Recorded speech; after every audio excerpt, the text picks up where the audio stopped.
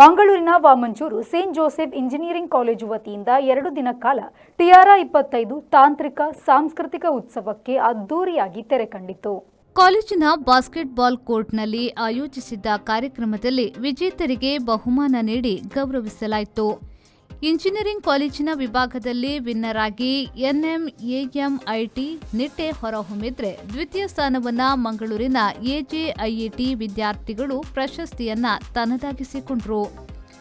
Degree ವಿಭಾಗದಲ್ಲಿ second runner ಆಗಿ ಸಂತ ಅಲೋಷಿಯಸ್ ಕಾಲೇಜು, ಫಸ್ಟ್ ವಿನ್ನರ್ ಆಗಿ ಮಂಗಳೂರಿನ SDM CPM ವಿದ್ಯಾರ್ಥಿಗಳು ಪ್ರಶಸ್ತಿಯನ್ನ ಬಾಚಿಕೊಂಡರು. ಫಸ್ಟ್ PU ಕಾಲೇಜು ವಿಭಾಗದಲ್ಲಿ CFAL ಸಂಸ್ಥೆಯ ವಿದ್ಯಾರ್ಥಿಗಳು ಪ್ರಶಸ್ತಿಯನ್ನ ಮುಡಿಗೇರಿಸಿಕೊಂಡರು. ಕಳೆದ 2 ದಿನಗಳ ವಿಭಾಗದಲ್ಲಿ ಕಾರ್ಯನಿರ್ವಹಿಸಿದ್ದ ವಿದ್ಯಾರ್ಥಿಗಳಿಗೆ ಗಣ್ಯರು ಸ್ಮರಣಿಕೆಯನ್ನ ನೀಡಿ ಗೌರವಿಸಿದ್ರು.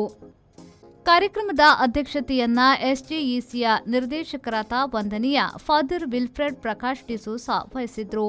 ಸಹ ನಿರ್ದೇಶಕರಾದ ವಂದನೀಯ ಫಾದರ್ ಕೆನೆತ್ ರೈನರ್ ಕ್ರಾಸ್ತಾ ಗೌರವ ಅತಿಥಿಗಳಾಗಿದ್ರು.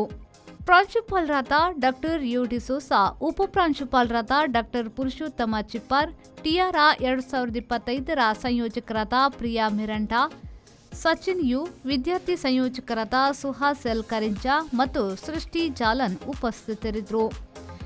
2 ದಿನಗಳಲ್ಲಿ flight fury, groove, root line, robokick, Caesar epilogue ಸೇರಿದಂತೆ ತಾಂತ್ರಿಕ ವಿಭಾಗದಲ್ಲಿ ವಿವಿಧ ಸ್ಪರ್ಧೆಯನ್ನ ನಡೆಸಲಾಯಿತು. ಮಂಗಳೂರು ಸೇರಿದಂತೆ ವಿವಿಧ ಕಡೆಗಳಿಂದ ವಿದ್ಯಾರ್ಥಿಗಳು ಭಾಗವಹಿಸಿದ್ರು.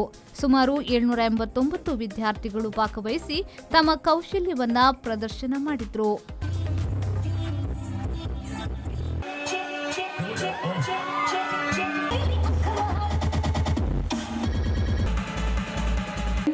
मोहम्मद लुकमान,